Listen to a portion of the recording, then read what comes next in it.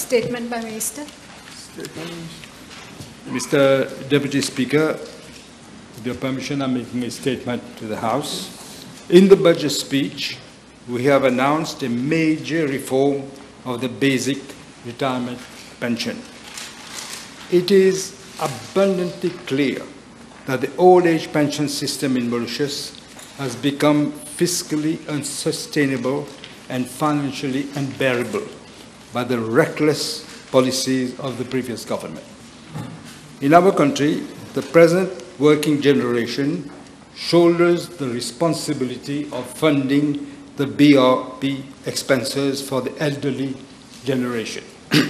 When present workers retire, it will be their turn to benefit from pensions, and the future working generation will fund it. When the number of workers is much higher than the number of older retirees, the system is relatively sustainable.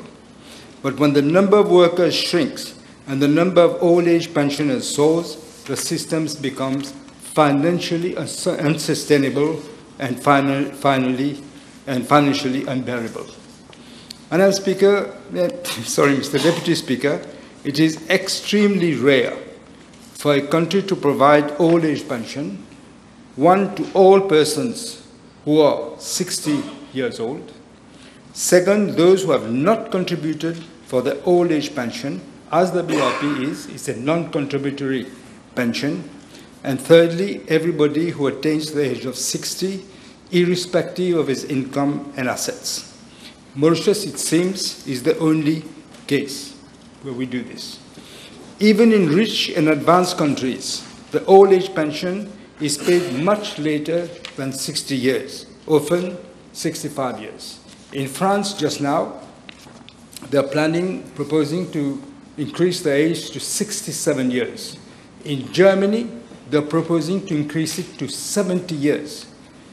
It is sometimes contributory, and it mostly means tested, precisely to ensure its fiscal sustainability and its fairness and equity across generations.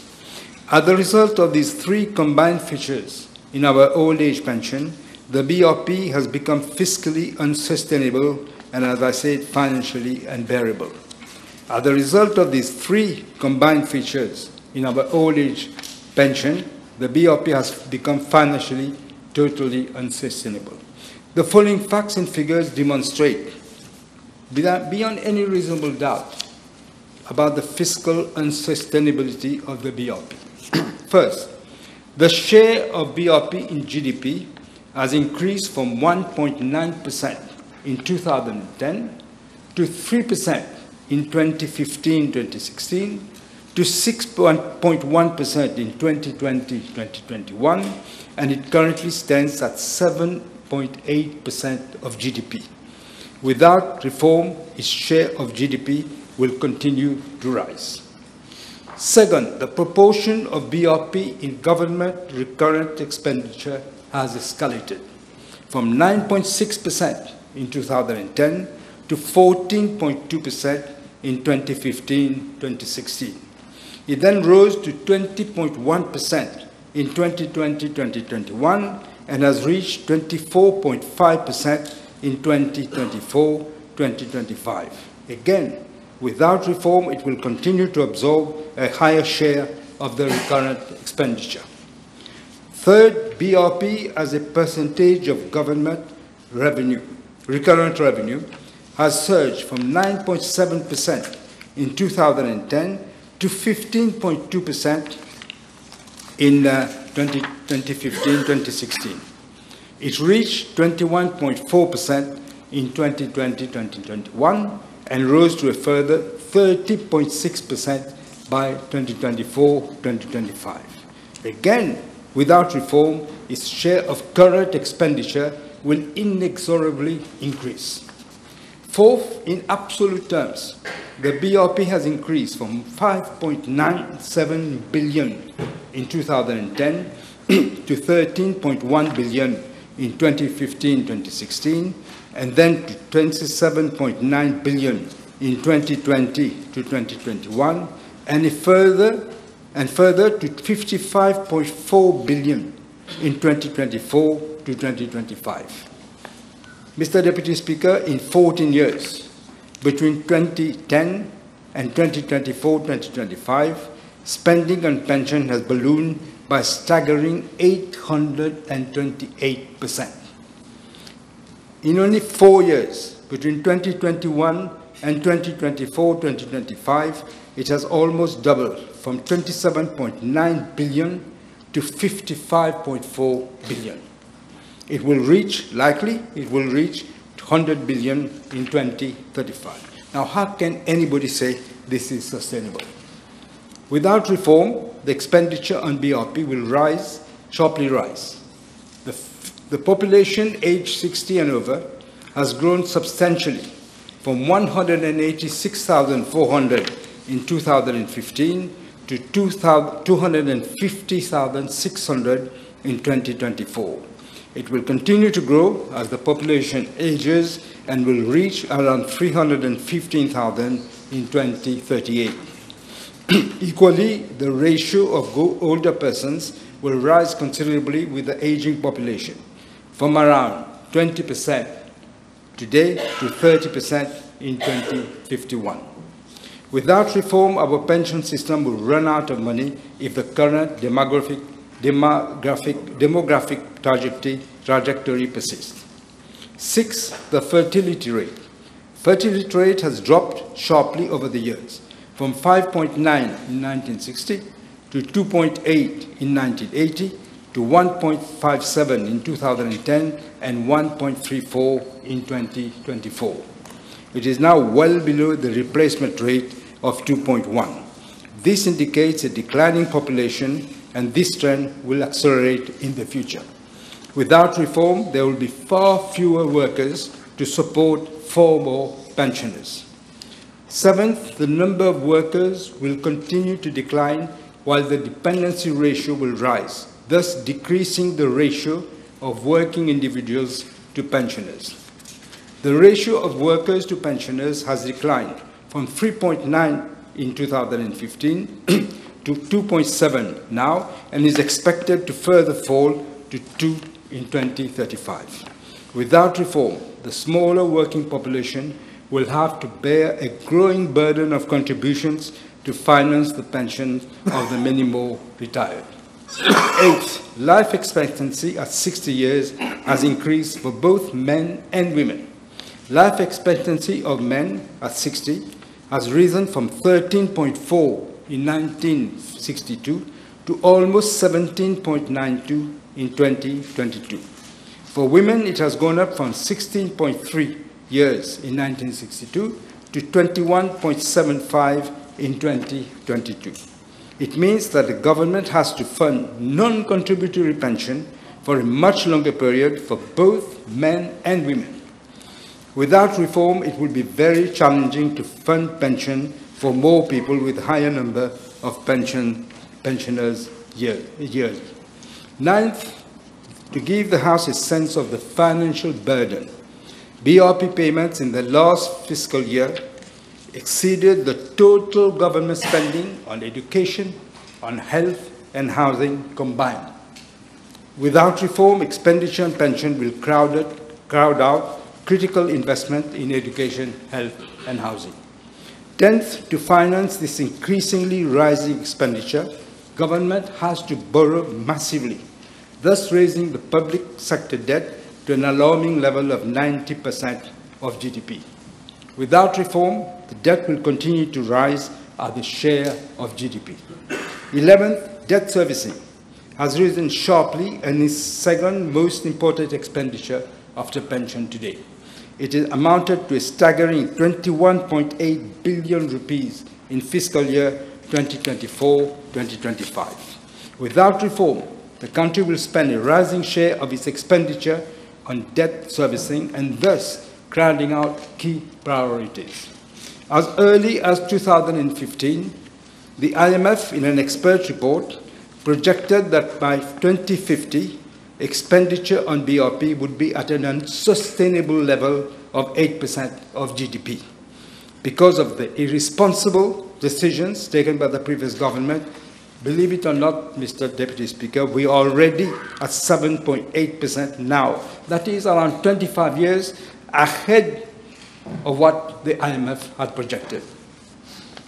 Madam Speaker, Mr. Deputy Speaker, no politician likes to make unpopular decisions. However, unchecked and unreformed, rising expenditures on BRP will significantly penalize our children and grandchildren. This is about intergenerational fairness and equity. We have no choice, Mr. Deputy Speaker, than to act responsibly. I fully understand that pension reform can be an unpopular choice for today's voters, presenting a dilemma for politicians sensitive to public opinion and also those engaged in reckless populism and unbridled demagogy.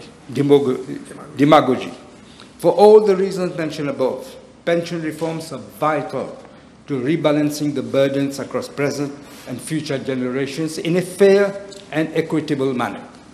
This may entail short-term costs, but for long-term sustainability. It is why it is imperative that the general public is aware of the pension reform and the challenges we face in the future.